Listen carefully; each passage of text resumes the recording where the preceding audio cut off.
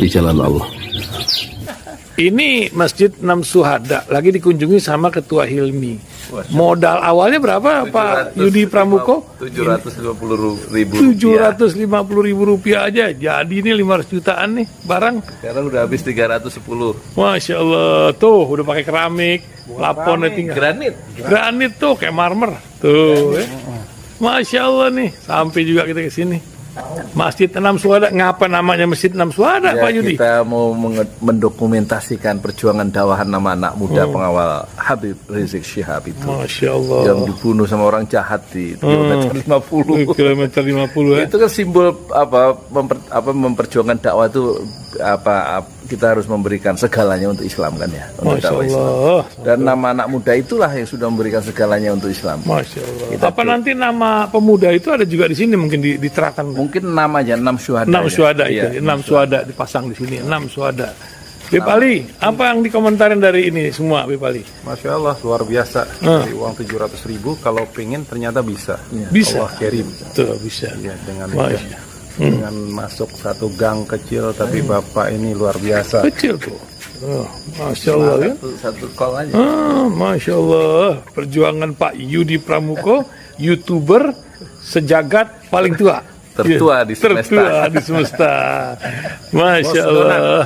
Tukang donat. Tukang donat. Tukang donat dari Paru. Ini saya laporkan dari lapangan ini, langsung dari Masjid Enam Syuhada. Masya Allah. Dan ini dia. Dalam lihat ah. Tuh lihat tuh masjidnya, tuh imamnya di situ tuh. Malam-malam lagi kita. Masya Allah. Masih kurang nih. Atapnya katanya transfer aja dari rekeningnya di bawah tuh. Assalamualaikum warahmatullahi wabarakatuh. Saya Yudi Pramuko, tukang donat dari Paru Gitsur, tertua di semesta. Allahu waliyuna fid dunya wal akhirah. Allah pelindung kita dalam kehidupan dunia, dan Allah juga pelindung kita dalam kehidupan akhirat. Semoga dalam kehidupan yang sementara ini kita selamat ya. Dalam kehidupan al-hayatul faniyah kita bisa menyeberang dari kehidupan yang sementara menuju al-hayatul baqiyah, kehidupan yang kita nanti di sana tidak pernah mati lagi, hidup selama-lamanya. Ya, moga-moga kita sampai dengan selamat dan sentosa masuk surganya Allah Subhanahu wa taala dengan rahmatnya.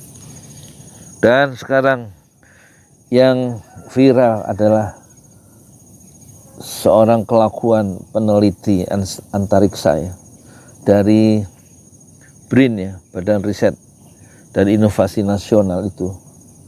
Dia mengancam akan membunuh satu persatu anggota warga Muhammadiyah karena Muhammadiyah tidak mengikuti pemerintah dalam penetapan 1 Syawal Muhammadiyah hari Jumat, sementara pemerintah hari Sabtu. Dan kemudian dia sebagai peneliti di BRIN, satu lembaga bentukan pemerintah, dia kemudian mengancam ya, akan membunuh ya, anggota Muhammadiyah satu demi satu. Kesombongan intelektual, seolah-olah pendapat yang paling benar itulah yang dilakukan oleh orang ini. Dan dia kemudian minta maaf ya, APH ini, APH maksudnya, APH ya. Dan bukan hanya orang sombong APH ini, ada lagi yang sombong soal antariksa ini, yang namanya T ya, TD. Siapa sih TD? Thomas Jamaluddin tuh. Itu juga terkesan sombong ya. Kita sudah perhatikan bertahun-tahun ya. Dan kemarin dia juga minta maaf ya, bahwa dia katanya tidak membenci Muhammadiyah ya. Dan yang menarik, kedua orang intelektual itu, kedua ilmuwan itu minta maaf ya. Terutama yang APH itu minta maaf ke ibunya waktu di kantor polisi di Jombang saat dia berkunjung ke rumah emaknya di Jombang untuk lebaran. Kata polisi di Jombang, di Polres Jombang itu APH itu dimarahi sama ibunya gara-gara dia ngancam mau membunuh warga Muhammadiyah. Lah wong emaknya itu anggota Perserikatan Muhammadiyah. Dasar. Jadi sebenarnya dia akan membunuh ibunya sendiri ya. Memang betul-betul intelektual, seorang ilmuwan yang tidak menghargai ya, kemuliaan yang Allah berikan sebagai orang yang berilmu dengan cara menggusur perbedaan pendapat. Ya itulah ya.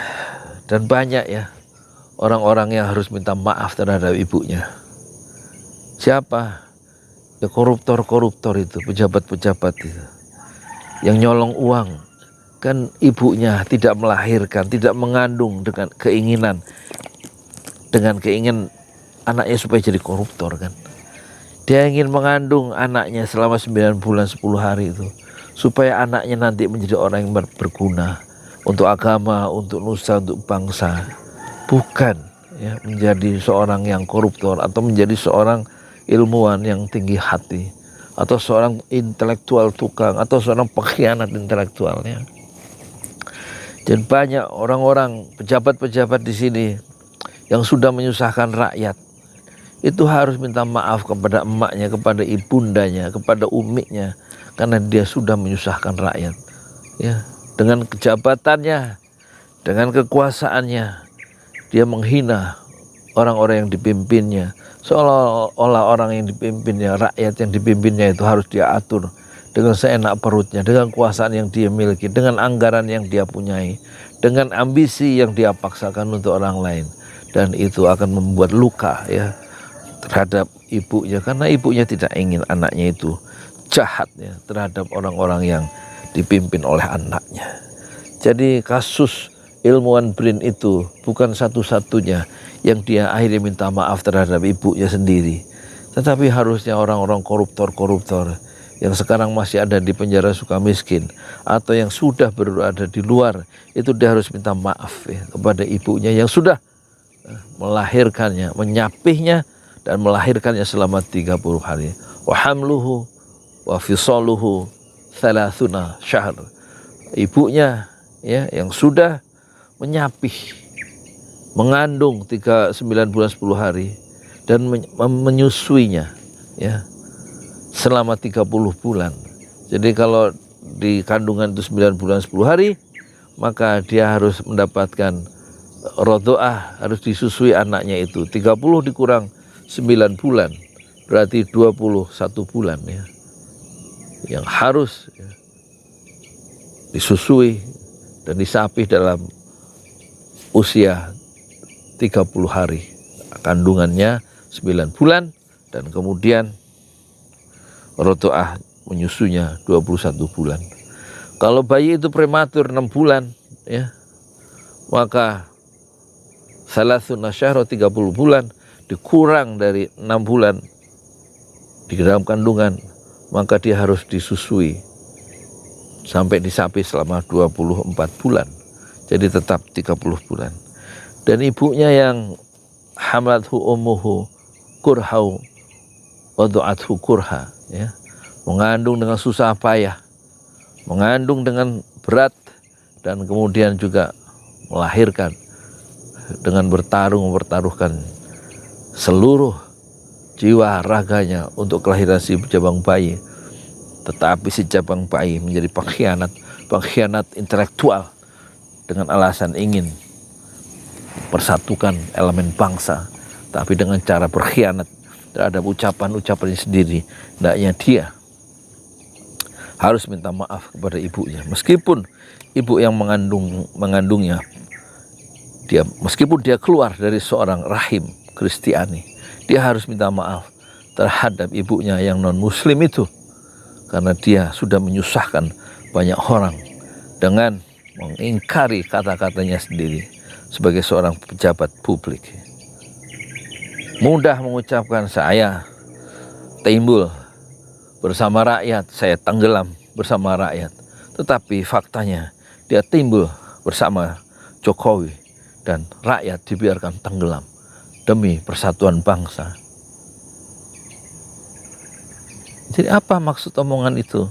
Saya timbul bersama rakyat, saya tenggelam bersama rakyat. Ternyata dia tidak tenggelam dan timbul bersama kekuasaan yang baru. Dia harus minta maaf terhadap ibunya yang sudah melahirkannya, meskipun dia lahir dari seorang rahim, seorang Nasrani. Dan apalagi orang-orang Islam yang pejabat-pejabat ini, nyolong-nyolong ini, ya, yang sombong-sombong sebagai seorang ilmuwan, sombong sebagai seorang pejabat, itu harus minta maaf kepada ibunya yang sudah mereka lukai karena kelakuan, kesombongan, karena kekuasaan yang ada di tangan, kesombongan, karena ilmu pengetahuan yang Allah berikan. Dan dia lupa, dia campakkan kemuliaan ibunya, yang ibunya itu menangis di sudut kamar karena kelakuan anaknya yang sekarang sombong karena ilmu dan sombong karena jabatan. Di depan ibunya, seorang pejabat publik, seorang ilmuwan besar, seorang peneliti di BRIN. Di depan ibunya, dia adalah seorang anak yang harus berbakti dan mengasuh, merawat orang tuanya hingga usia senja dengan penuh kemuliaan. Satu hari Rasulullah bersabda di depan para sahabatnya, semua orang pasti masuk surga kecuali yang nggak mau.